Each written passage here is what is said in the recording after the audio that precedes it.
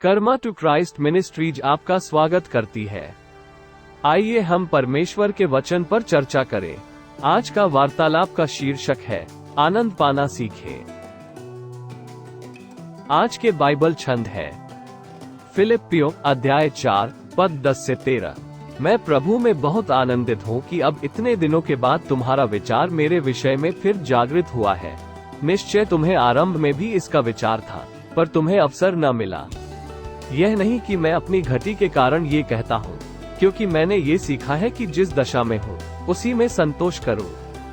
मैं दीन होना भी जानता हूँ और बढ़ना भी जानता हूँ।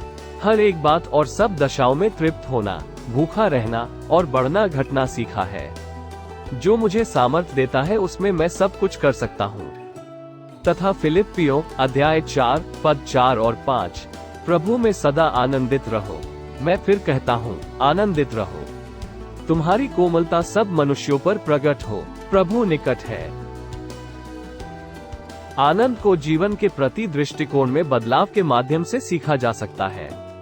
आपका रवैया आपके आसपास के लोगों और परिस्थितियों को बदल देता है और आपको सच्ची खुशी देता है। यदि आप मुझ पर विश्वास नहीं करते हैं, तो अगली बार जब आप किसी बच्चे को हंसते हुए देखें तो मुस्कुराने की कोशिश न करें।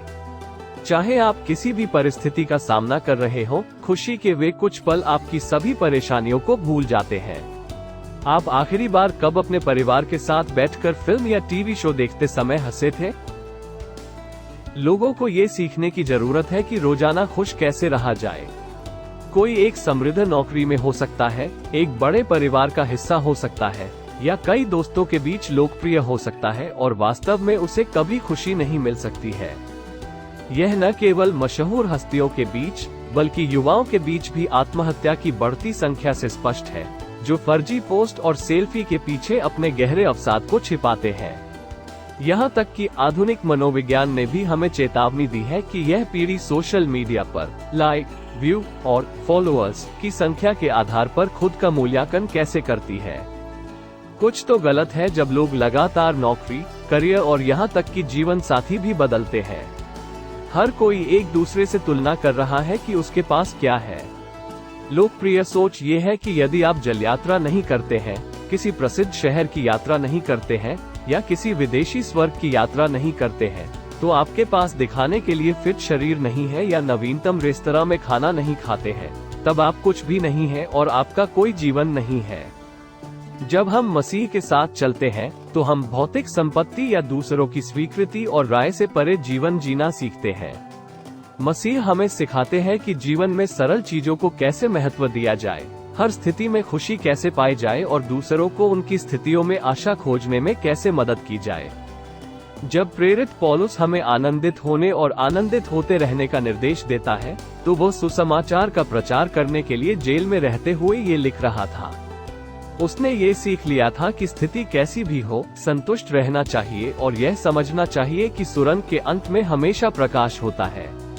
उसने वास्तव में सीख लिया था कि बहुतायत होने या अभाव होने पर भी कैसे संतुष्ट रहा जा सकता है। उनका ध्यान इस तथ्य पर था कि ईसा मसीह जल्द ही लौट रहे हैं, और इसलिए दुखी महसूस करने में बर्बाद करने का समय नहीं था। आप या तो अपने लिए खेद महसूस करते हुए अपना जीवन बर्बाद कर सकते हैं, या हर पल का आनंद ले सकते हैं और अपने दृष्टिकोण के माध्यम से दूसरों को मसीह की ओर आकर्षित कर सकते हैं। आइए प्रार्थना करते हैं। स्वर्गीय पिता, हर घुटना झुकेगा और हर जीभ आपको स्वीकार करेगी। हे ईश्वर, पृथ्वी तेरे कर्मों के फल से तृप्त और तेरी संपत्ति से परिपूर्ण है।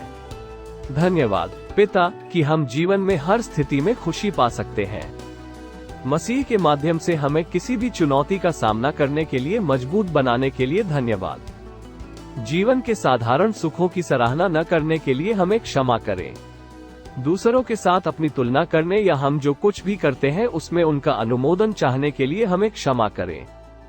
दूसरों को प्रभावित करने की कोशिश करने और झूठी पोस्टों में फंसने के लिए हमें क्षमा करें जो आपकी महिमा नहीं करती। हम आज हर स्थिति में आनंद मनाने और दूसरों के जीवन में खुशी लाने का निर्णय लेते हैं। हम यीशु के शक्तिशाली नाम में मांगते हैं। आमीन।